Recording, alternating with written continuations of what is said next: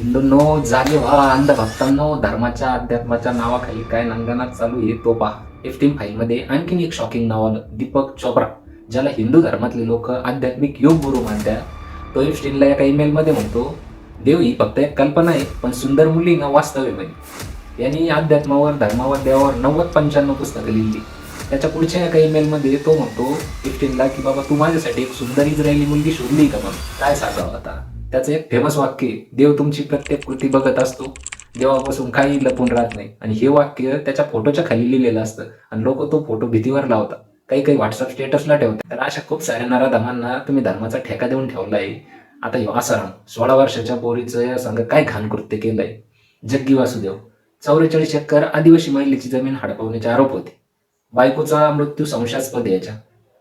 राम रहीम 2 शिष्यांवरच बलात्कार केले, पत्रकाराची हत्या केली. नारायण साई बहिणीवर बलात्कार केला. संत रामपर मर्डरचा गुन्हा आहे. नित्यानंद बलात्काराचा गुन्हा आहे. जिलेबी बाबा 100+ महिलांचे बलात्कार केल्याचा आरोप आहे. तुम्ही म्हणशाल हसू राहिला. अरे हे सगळं पाहून मला हसू येतंय. तुकोबाराय म्हणले होते, अजून तरी होय जागा, तुका म्हणे पुढे दगा.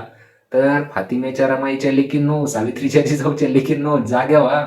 तुमचे शोषण या पाखंडाने पूर्वीपासून केले आणि तुम्ही जर आज जाग्या नाही झाल्या तर ते असंच होत राहील.